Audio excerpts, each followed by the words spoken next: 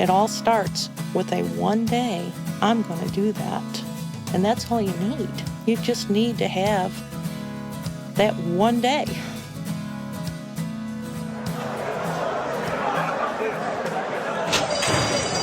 And they're off.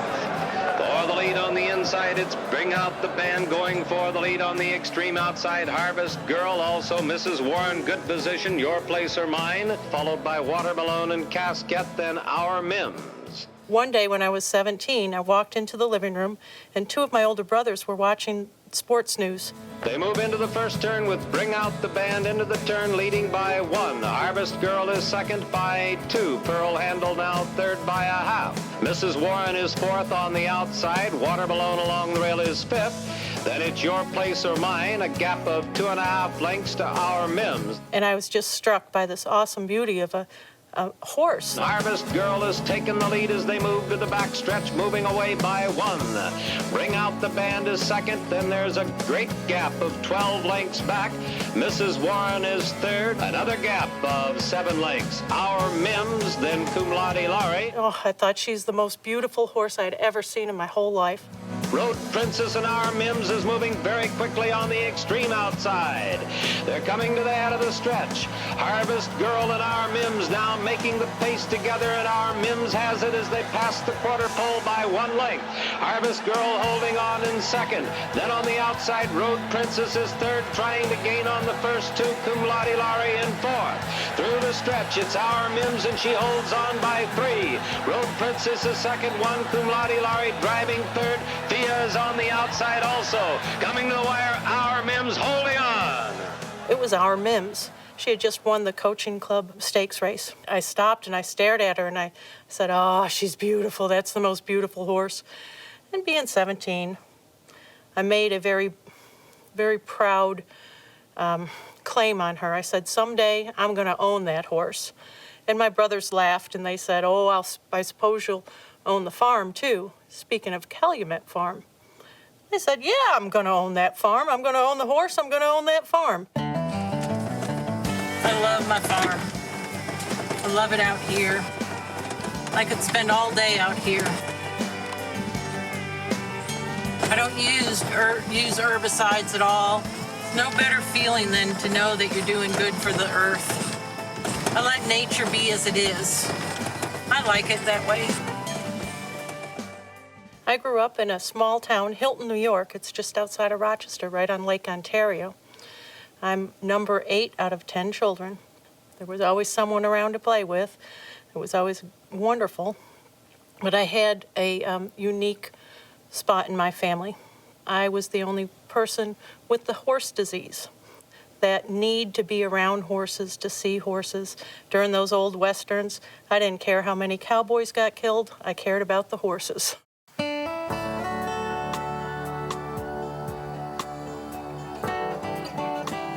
Very often I am out in the pasture gathering up horses or feeding them at 5 a.m.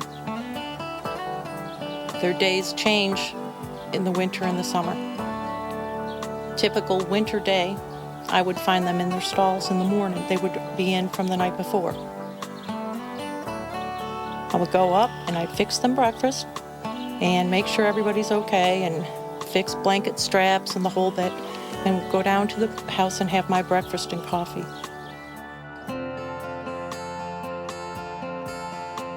When I was done, I'd go up and I'd let all the mares out. If I happen to oversleep, they're at the fence that is not far from my bedroom window, and they're calling for me. They're making a bunch of noise, they're whinnying, I hear them chasing each other, and I know, uh-oh, I've overslept. Our Mims raced for Calumet Farm. I was a long way from horse country. I didn't know a darn thing. I didn't even know what it meant when they said running under the colors of red and blue. Our TV was green, just green. Since 1924, deep in the heart of Kentucky's bluegrass, Calumet Farm is one of the premier thoroughbred farms in the United States. Calumet has produced some of the greatest racehorses of all time, and 2 Triple Crown winners, Whirlaway and Citation.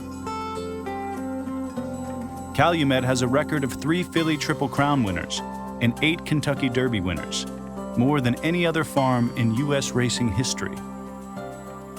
Until 1992, the phrase riding under the colors of red and blue meant riding for Calumet.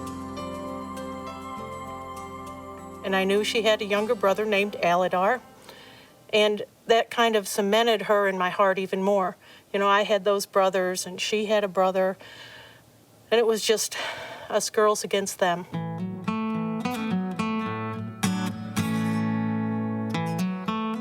So in the summertime, my days are very different. So I might clean the stalls in the morning rather than in the evening. It can take me anywhere from 2.5 hours to 4 hours to clean the stalls.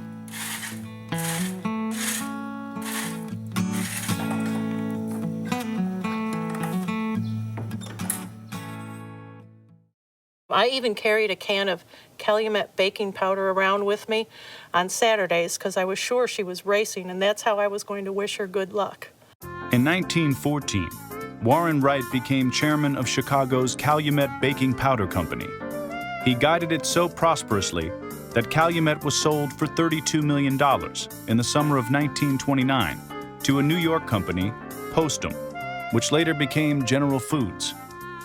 The purchase and subsequent Wall Street crash just months later left the Wrights among the wealthiest people in America during the Great Depression. In 1931, Warren Wright would make the family business, Calumet Farm, the gold standard for thoroughbred horse racing and breeding. We paint the stall fronts based on the personality of each mare. Latka has fireworks on hers.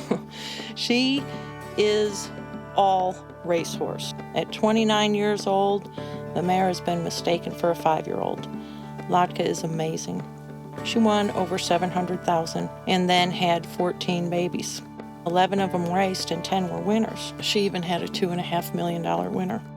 When Latka was 25 years old, I received a phone call from a lady in Pennsylvania who said, "She's 25 and I can't get her in foal. You have 2 weeks to find her a home." And the lady promised that she would not let her go to slaughter, that she would euthanize her instead, it's better than slaughter. If you have to send your horse into the unknown, you have to realize that it might end up at the slaughter plant. Euthanasia is kinder. I said, send her to me.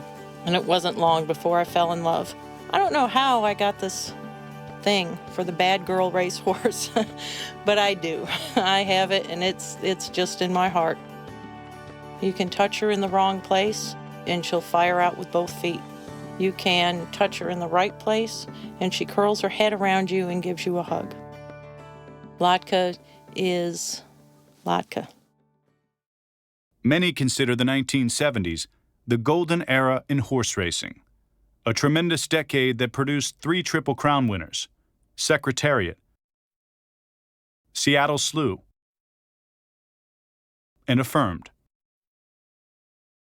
Our Mims was a champion in a decade filled with champions. A strapping daughter of Herbiger, out of Sweet Tooth, by On and On, she earned nearly $370,000, equal to $1,480,000 today. She was named one of the best horses alongside Affirmed and Seattle Slew. And they're off for the lead. On the inside, it's Sensational and Critical Cousin both going for the lead. I saw Our Mims race in New York when she was 2. I saw her progress, steadily. Between horses, it's Northernette now along the rail, then Suede Shoe between horses. Our Mims along the outside in 5th. And you can see how she started to improve with every start. Our Mims moves 3rd by a half length. Northernette 4th ahead. Small Raja is close in 5th. And she started developing her running style, coming from, off the pace. They move for the turn. Sensational making an easy pace by 2 lengths. Critical Cousin 2nd ahead. Close is Our Mims 3rd, now putting ahead in front for 2nd. She had a huge move. She could make it at any time during the race. They're picking up the pace as they come for the head of the stretch. The leader is Sensational 2. Our Mims is 2nd, 2. Small Roger 3rd. She just kept getting better and better until she obviously reached championship status. They're into the stretch. They've got 3/4 in 13 and 2. Sensational trying to hold on, but Our Mims is coming on the outside. It's Our Mims on the outside to put ahead in front of Suede Shoe closing. Cum Laude Laurie is along the rail. Coming to the finish. Our Mims has just ahead with Sensational alongside. Those two will battle it out to the wire. Riding her was like driving a Cadillac. Very, very smooth. She gave me everything she got. Racing Hall of Fame jockey Jorge Velasquez was aboard Our Mims in most of her championship races. His first ride on Our Mims led to the coaching club American Oaks victory.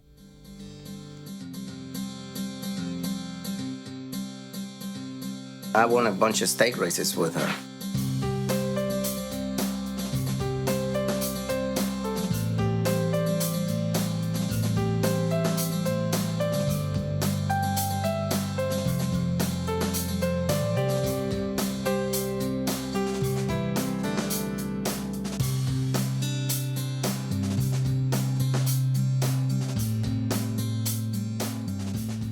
Our Mims won the Eclipse Award as the 1977 champion 3-year-old filly.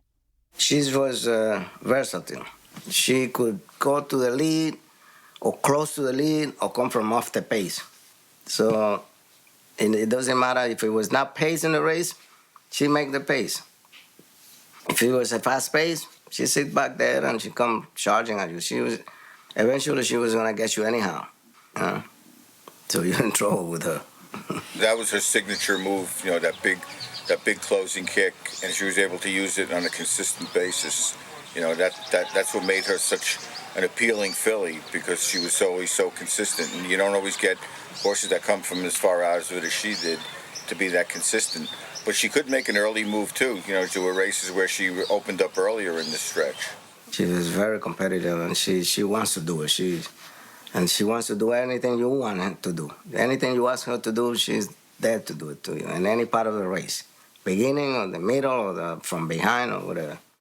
He is also famous for being the jockey aboard Alydar during one of the greatest rivalries in racing history, Alydar versus Affirmed. And in the Derby, Affirmed beat me. He beat me by a length and a quarter or so. And here comes the Preakness, and he beat me by a neck. Alydar's got a lead. Alydar put ahead in front, right in the middle of the stretch. It's Alydar and Affirmed battling back along the inside. We'll test these two to the wire. Affirmed under a left-hand whip. Alydar on the outside driving. Affirmed and Alydar heads apart. Affirmed's got a nose in front as they come onto the wire. And then in the Belmont, he beat me a nose. But it was an honor and a pleasure to be involved in that kind of rivalry and those two horses. Comparing Our Mims to Alydar, Hall of Fame trainer John Veach said, "I think Our Mims has more of a tremendous reaching stride." Hall of Fame sportscaster Jimmy the Greek declared, "The only horse that could beat Kentucky Derby champion Seattle Slew was Calumet Farm's Our Mims." She was a very, very special filly and easy to ride. This is what a good truck is for. Or a good horse. Or a good horse. Either one. So we ride back here and we can spend an hour like we did today, or we can spend 3 or 4 hours just riding around and messing with the horses. We usually set out as a group, and it's not unusual that we separate and spend time with our horses alone. Well, when she was 4, I somehow learned that she had fractured a cannon bone, and I thought she had been euthanized. I was devastated. During a morning workout, Our Mims fractured the cannon bone of her right foreleg, but it was not severe enough to put her down. She was retired to her birthplace, Calumet, and began her new career as a broodmare. Our Mims is the grand dam of the 1997 Breeders' Cup Sprint champion, Elmhurst. Here comes Elmhurst, storming down the outside. Elmhurst flying, and here's the line. Elmhurst gets there in the final stride. Elmhurst has recently come to live with us. He is the 1997 Breeders' Cup Sprint champion. Elmhurst is all that in a bag of chips. When I first looked at Our Mims' pedigree, the name Elmhurst kept jumping out at me as her grandson, and I often wondered, where is this horse? I received a phone call from a lady in California saying, I have Elmhurst. I was ecstatic. I couldn't believe it. And by chance, she looked up Elmhurst's pedigree, and Our Mims jumped out at her. C.N. Ray, Elmhurst's last owner, had cancer, and he wanted to make absolute sure that Elmhurst was provided for. So he put him back under saddle, sent him back to the trainer, and found him a place as a therapeutic riding horse. He might fit the bill as the class clown. He might fit the bill as the big man on campus. But for beginner riders, nuh-uh. They wanted to find him a place where he would be head honcho, where he would be out in the spotlight. So they asked if we would take him. I jumped at it. I couldn't believe this is Our Mims' grandson. And here he did. He fell right in my lap. When Elmhurst sees a pretty woman walk in his pasture, he turns into Mr. Suave. He'll put his nose to my ear and go, ho, ho, ho. I call it his Barry White voice. He was receiving Valentines from women I'd never heard of. I love you, I'll always love you, you're in my heart forever, I miss you. And so I'm thinking, I'm not the first lady he used that Barry White voice on. I think he has other girls out there. I got over the grief and moved to California, where I met my husband, then went to Georgia, moved to New Jersey, and eventually ended up in Kentucky.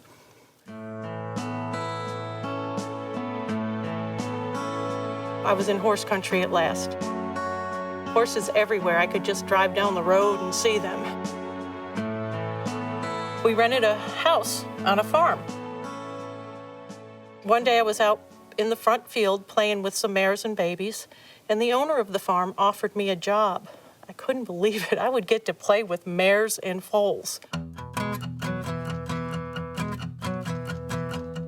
Yeah, she likes her belly scratched. Ooh, that's a good thing.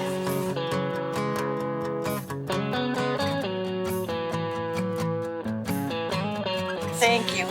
Good girl. Oh, this side. Okay, get this side. Good girl. Good girl. Thank you so much.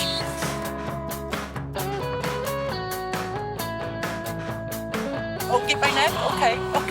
Oh, good job. Yep, that's sore there too. You're right. You're so right. Thank you so much, honey.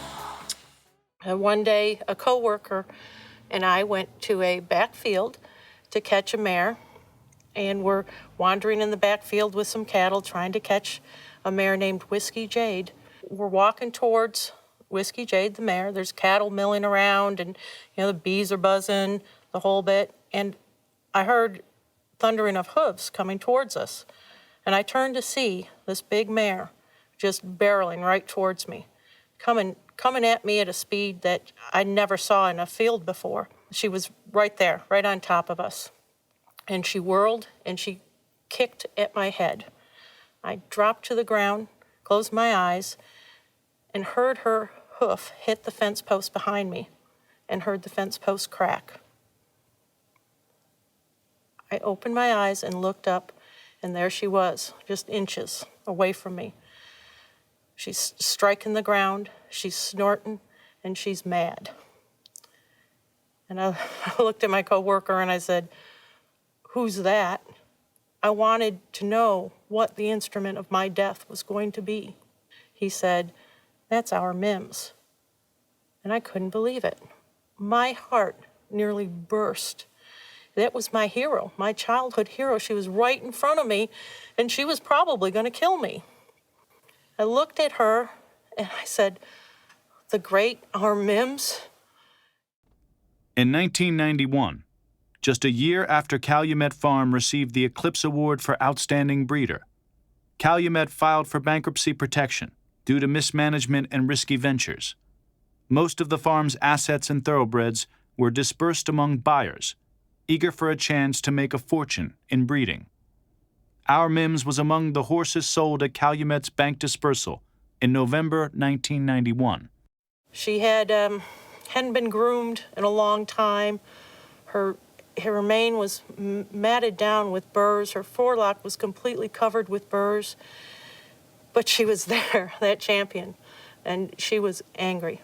All I could think about was how such a great mare ended up in such a dismal predicament. She had earned more money than I probably would in a lifetime. And there she was, needing care. I promised to myself that I was going to do something about it. In 1995, 4 years after she went to her new owners, the 21-year-old Our Mims came up barren. No longer an asset for breeding, the champion filly was left in a cattle field to fend for herself.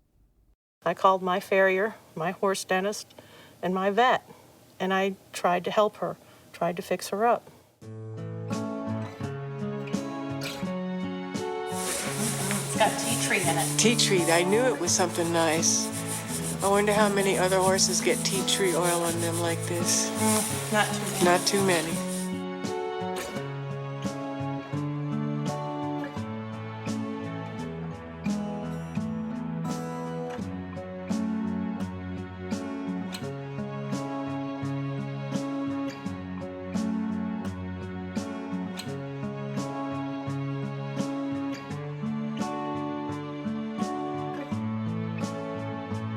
I'm going to put some mane and tail in there. Once a thoroughbred no longer earns money for their owners, either on the track or in the breeding shed, they might fall through the cracks, slip out of sight, change hands many times, or wind up on non-thoroughbred farms. She loved to be groomed. Every stroke of the brush she'd lean into. It was like she had found her home. She had found her way back to a place where she wanted to be.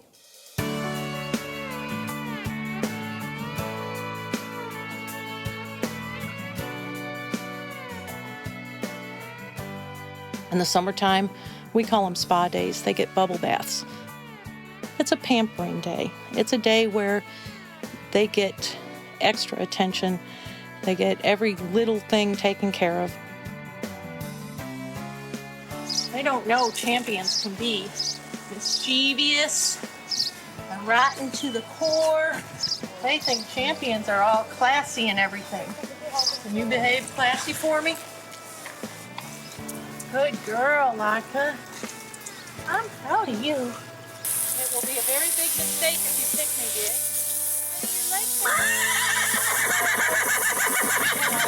I know it.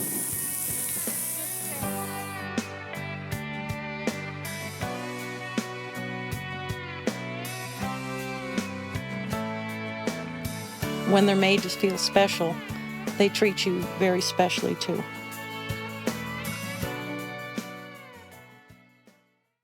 One day, something in her whole body changed. Instead of scowling and flattened ears when she ate, I saw softness.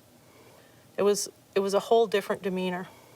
I was able to touch her, and I think that's where I lost my heart. Timeless Sue has my heart. She acts much younger than her age of 33. She always makes me laugh. She'll make a face. She'll splash me with water from the water trough. She won 101,000 plus on the racetrack. The hard way. She raced, I think, 38 times. You can't even tell that that horse has been through anything.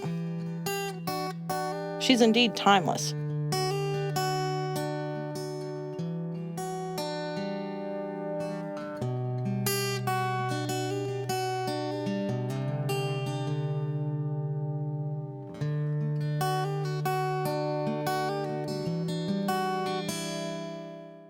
I grew concerned because winter was coming fast, and I didn't think she was going to survive a winter out in that field with no shelter. So I worked hard and talked her owner into donating her to a local rescue. Meanwhile, my husband and I looked for a farm. Some thoroughbred rescues place horses for adoption once they have been rehabilitated. Our Mims eventually went up for adoption. I applied to adopt her. So did Calumet Farm, and so did Three Chimneys Farm. Calumet was saved from bankruptcy liquidation in 1992 by a trust set up to preserve it. Calumet eagerly wanted to adopt Our Mims.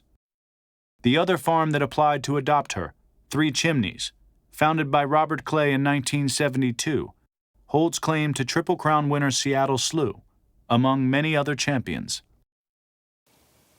I didn't have a chance, I thought. Me with my little farm, where I hadn't built stalls yet, 2 tobacco barns. I didn't even have a tractor or a manure spreader. But on the application, the adoption application, there's this one little question: intended use for this horse. I wrote worship, and I got the horse. She was born in the bluegrass to racing royalty, and she became everything that she was bred to be. When she was a champion, she passed every test. She had all it takes to be the very best, and the courage to fulfill her destiny. Our Mims came home to me on February 9th in 2000. She had a whole barn to herself with red and blue buckets for her Calumet days. She had all the feed she wanted, she had all the hay she wanted, and I would sit for hours in the pasture just watching her eat. After 21 years, we were together. All that time spent traveling, I traveled and she traveled. All that time, and fate had brought us together. Fate is a curious thing, and life is a circle, a beautiful ring, and love, where love is everything. She made personal appearances at charity horse shows, which she loved to do.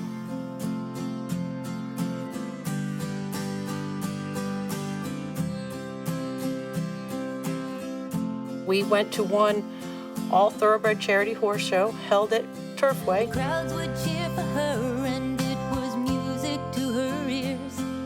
The men would be all smiles, and the ladies all in tears. Then back to the barn for a nice hot bath, a good massage, and a sloppy mash. That is how she spent her early years. Mims was unique. Champions are unique. Champions hold a different place on the earth. They hold a larger space. You can feel them way before you see them. She could melt your heart with a little nicker. She could scare you with a scowl. She was a champion, and they're just different. Belle's Starlet is all class. She won $868,000 on the racetrack, mostly on turf at Santa Anita. She beat the boys, she beat the girls, she beat everybody. They called her Queen of the Hill. When Belle's Starlet first came to us, she thought she was still 3, and it was kind of hard to groom her without that typical racehorse kick out and bite at me. She's settled down now quite a bit. Her claim to fame amongst all our regular visitors and our volunteers is, how long will she stay clean after she's groomed? Which I think that most she's ever stayed clean is about 5 minutes. She finds the muddiest, dirtiest place to roll. And it's always a guess, it's always a bet. We'll stand there and say, all right, I got 3 minutes. Somebody else will say, I got 2. She'll be dirty in 2 minutes. And she rarely disappoints. Mims was, she was honest. She didn't care to put on airs. If she didn't like something, She didn't like it, and she'd tell you. If she did like something, she'd tell you that too.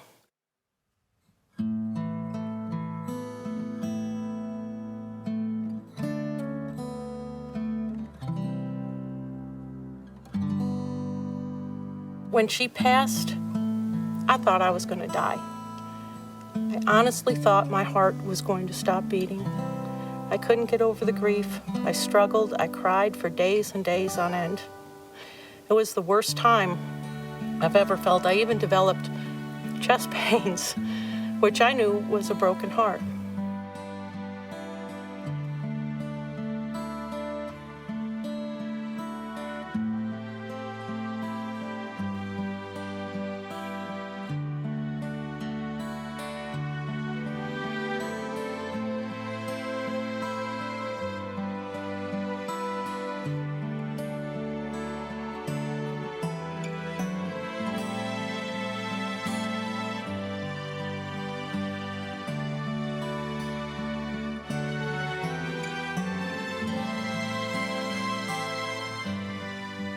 I made promises to Our Mims. I had promised her that she'd never want for anything for the rest of her life. I had promised her that I would look for her offspring and bring them home or make sure they were okay. And I promised her that I would do what I could for all other elder broodmares who might need me. I promised her that her name would never be forgotten again.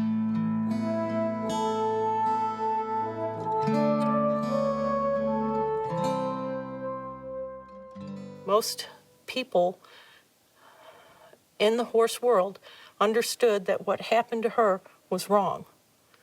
Maybe it was ignorance. Maybe there are people out there who think that a horse is better off left in a backfield. In late January, I told my husband it just hurt too much. I couldn't do it. I couldn't have the retirement home for horses that I wanted to. I couldn't do it. I thought the grief was too much. Well, that night I had a dream. I dreamt that Mims was calling me from her favorite spot in the pasture. And in the dream, I ran through the backyard, through the white gate, and up through the pasture.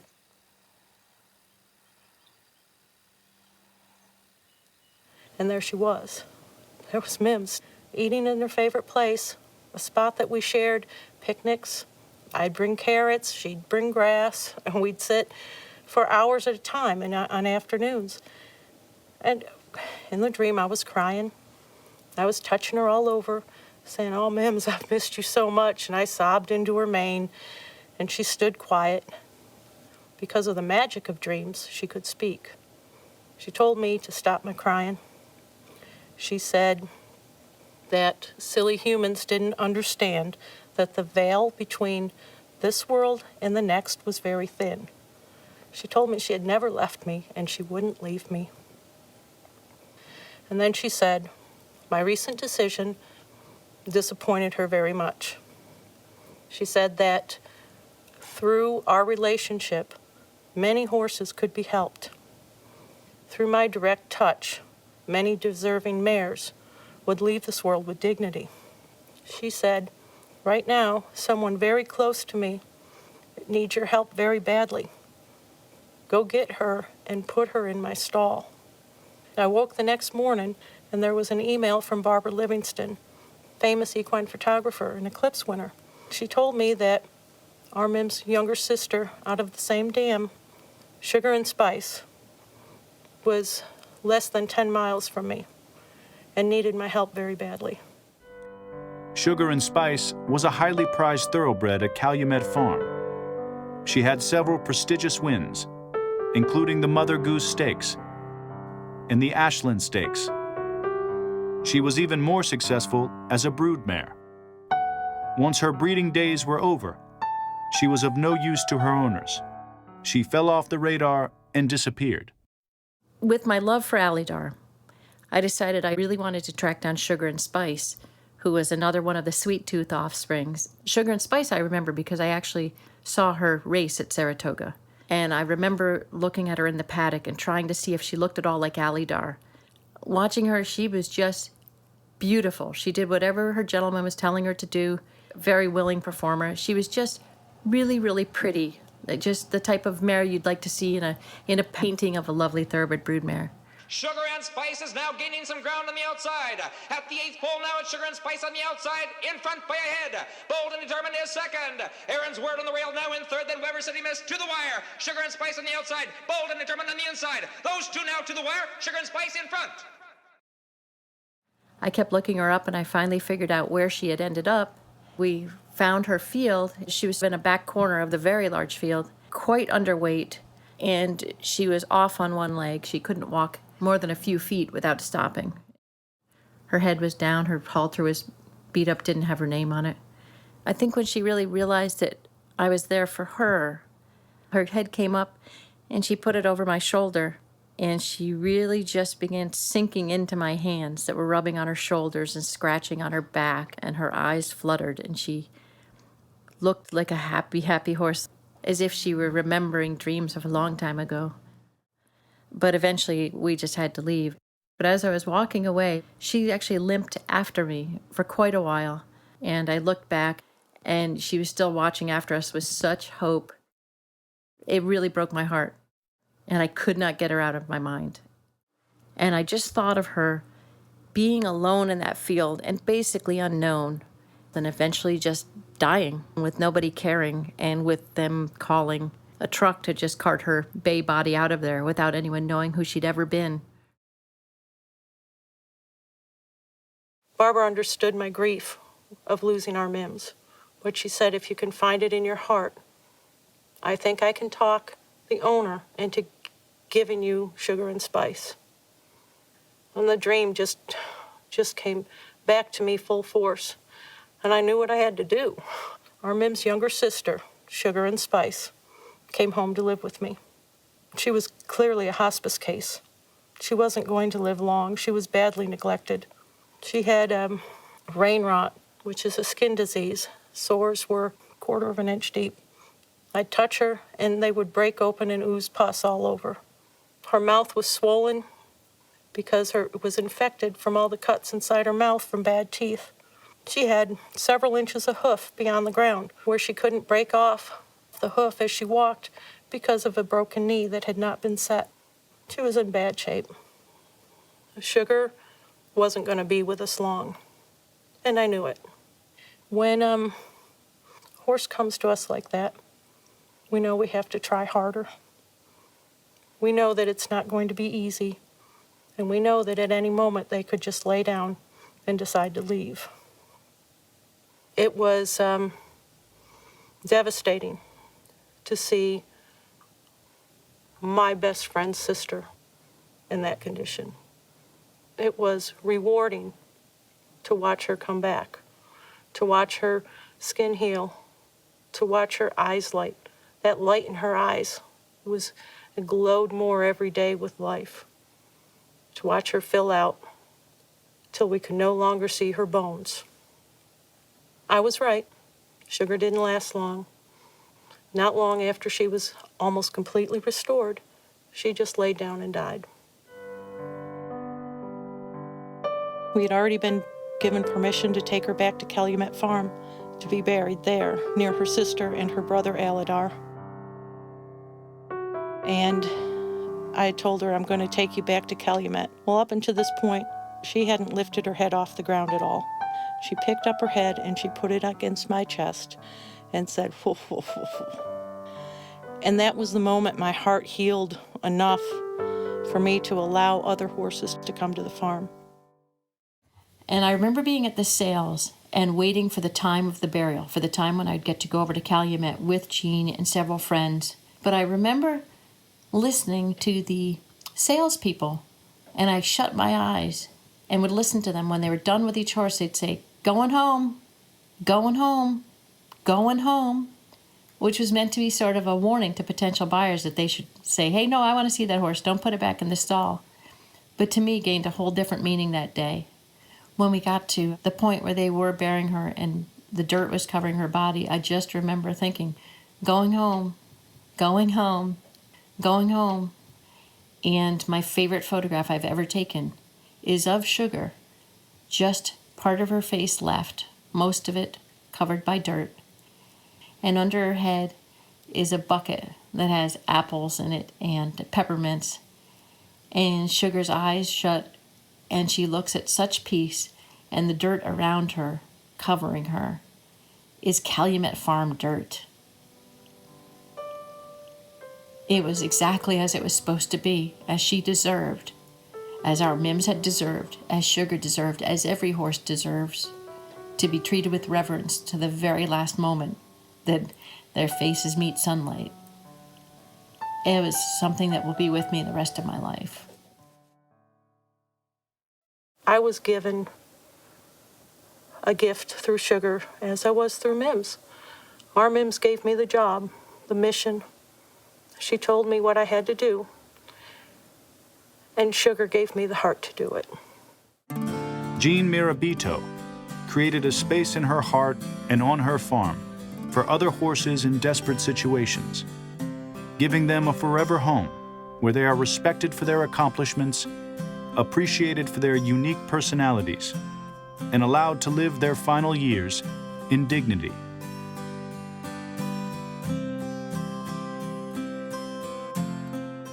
Cheryl Bellucci helped Jeanne co-found Our Mims Retirement Haven, which became a nonprofit organization in 2004.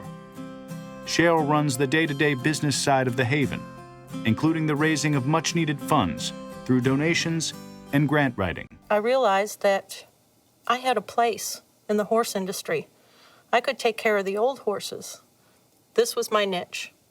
This is how I could have as many horses as I wanted to. This is how I could touch the equine industry in a positive way. Princess Royale was born in Australia. I am told that she actually had paparazzi waiting for her to be born. She is by their lead stallion, Bletchingley, out of a champion mare named Rob Stiletto. Princess was the highest priced yearling filly to go through the sales ring at the Easter sales at the time. We know that when she came to the United States, she once sold at Keeneland for $190,000 and then later on for $90,000. Princess disappeared, as far as I can tell, off the ranks.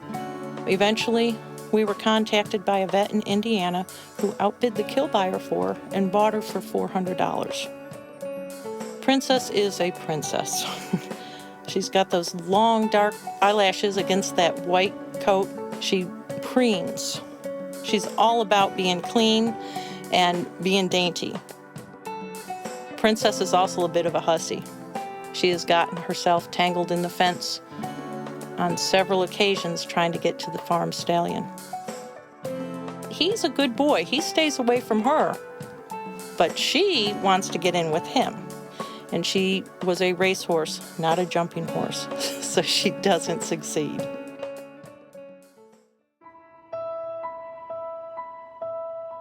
Hannah is a sweet, sweet soul. Every time people visit, they are sucked into her big brown eyes, and she shows them love and compassion. She didn't make it big on the racetrack or in the breeding shed, but her grandbabies kick butt in dressage. The first time I heard about Hannah, it was through a friend at the Exceller Fund.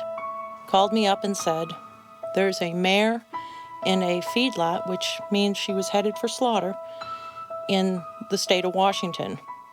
There's a rescue group there willing to pay her bail, meaning get her out of the feedlot. Will you take her? If you can get her to me, I'll take her.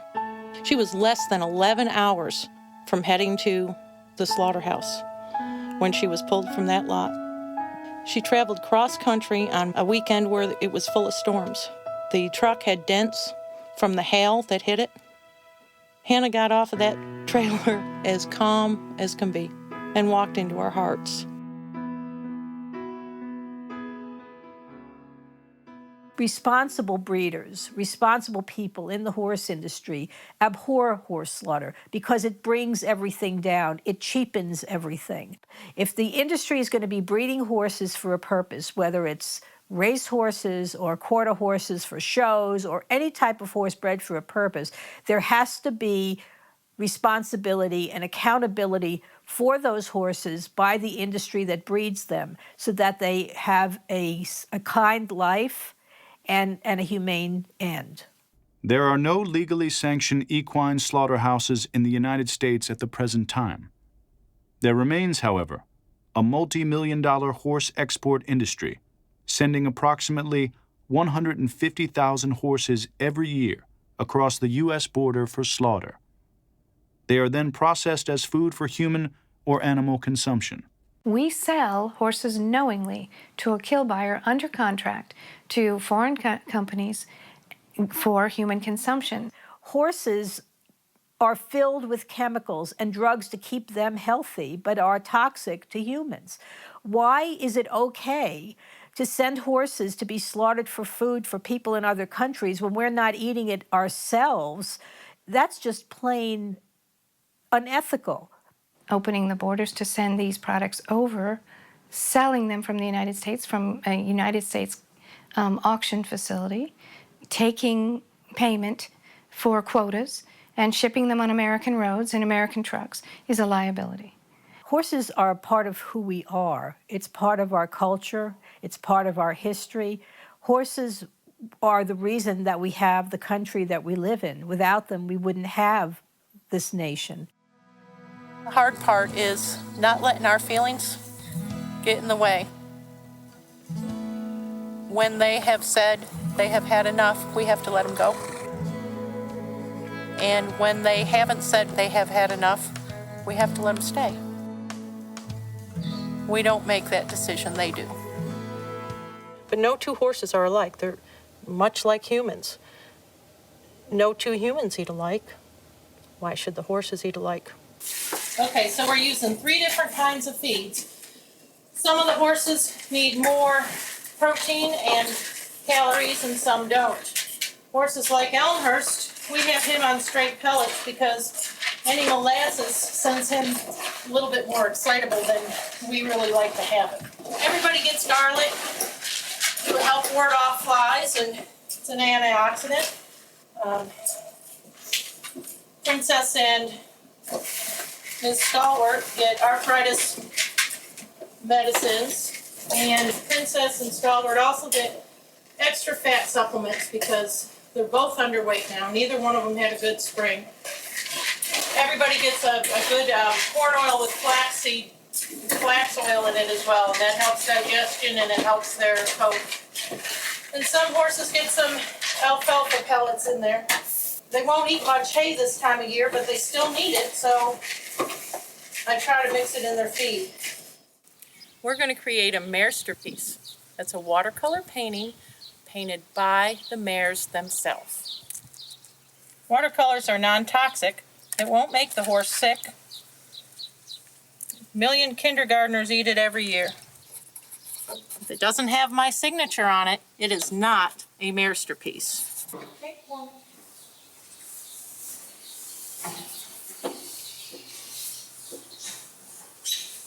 Here. What is that? You need more color? You need more? Here you go.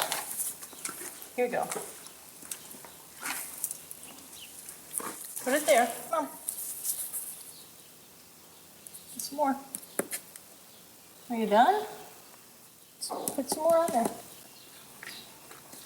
What is it? It's abstract.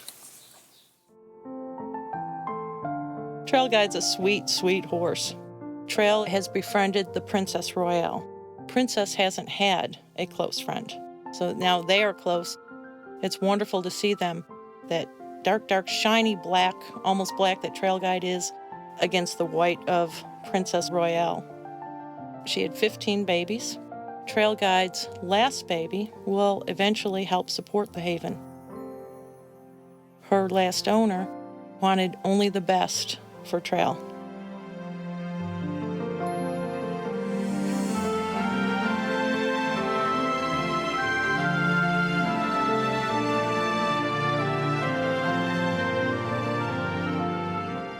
For Kentucky-bred horses, when they win a race in Kentucky, there is extra money involved in that. The purse is bigger.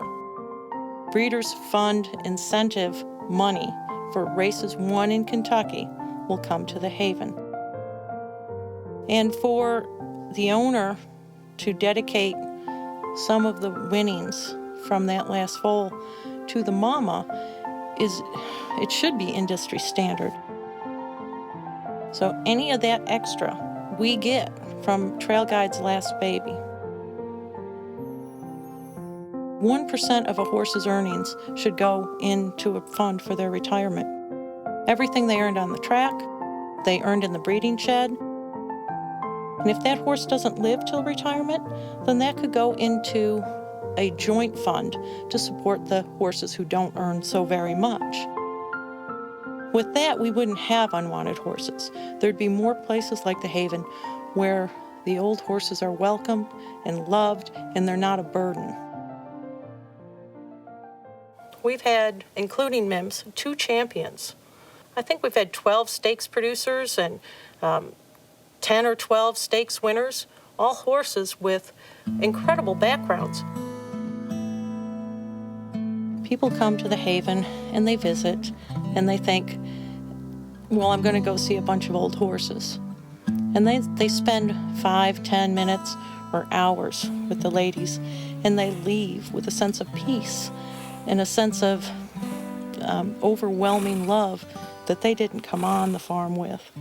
If they spend just 10 minutes looking into one of those horses' eyes, they learn about life, they learn about soul, they learn about magic.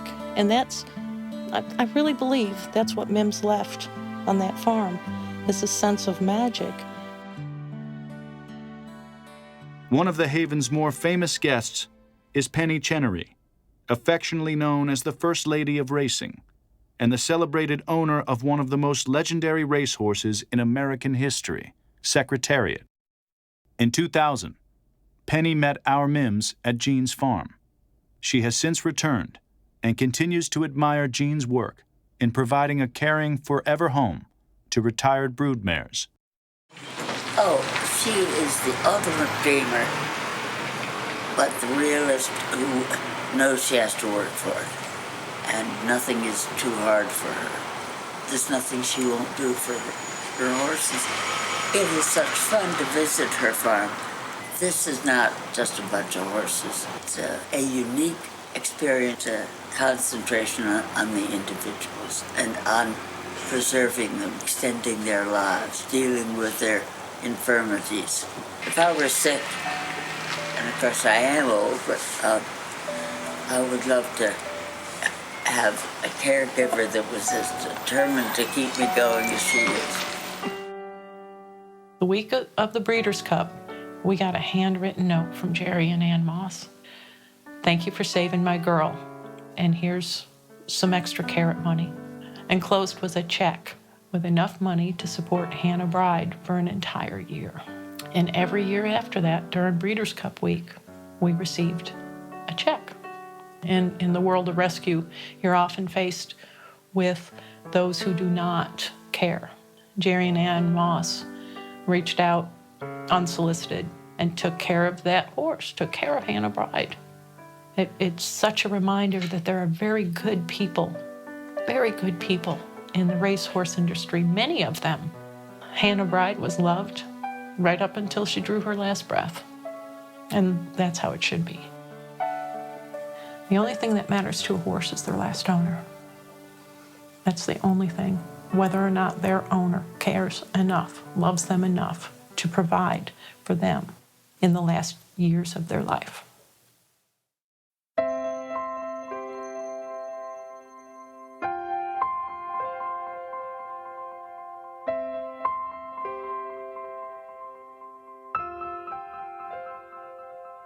She buries the horse in full body, with the head facing east, a symbolic gesture that greets sunrise every morning.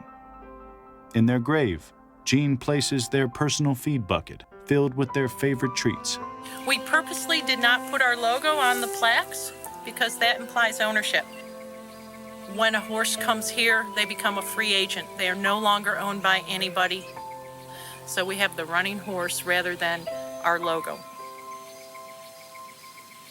When Taba died, for the first time, we closed the farm to visitors. My turbulent miss was grieving. She stood at Taba's stall and wailed for 2 weeks. She stood there and went, oh, oh, for 2 weeks.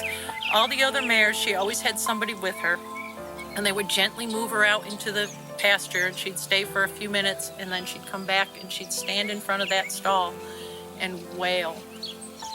Everybody was mourning over Taba. That was a stall I could leave the door open even after she passed and nobody went in. Once she stopped wailing at the stall, she stood with her head down. It was very hard to watch her and her grief. I mean, it was horrible. I've never heard a horse make that noise, and I don't ever want to hear it again. One morning I came out and she was gone. Find your passion. Find the thing that you want to change in the world and just do it. It's my passion, therefore I have the heart. It's my passion, therefore I have the will, and I'll find a way.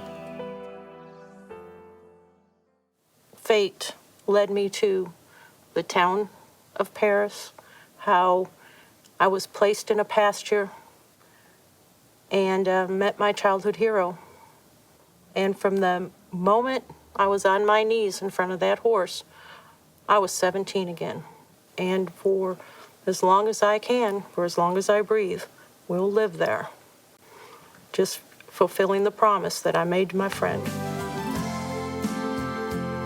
It's impossible for me to say in words why Jeanne Mirabito is as special as she is. Why is Jeanne one of the most special people I will meet in my lifetime? She gives unendingly to horses. Jeanne has a way of getting inside each one of her horses' brains. She wants each one of them as happy and comfortable, contented, healthy as she can possibly make them. These are horses with zero value. They're horses that cost her money, and yet she puts her heart, soul, efforts, and love into every single one of them in a way that I've never seen before. Jeanne is a once-in-a-lifetime person.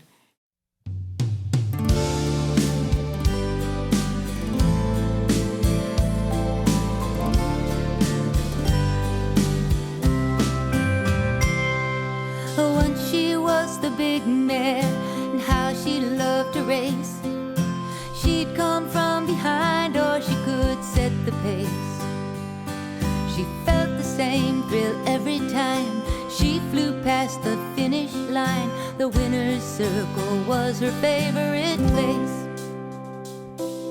The crowds would cheer for her, and it was music to her ears. The men would be all smiles, and the ladies all in tears. Then back to the barn for a nice hot bath, a good massage and a sloppy mash. That is how she spent her early years.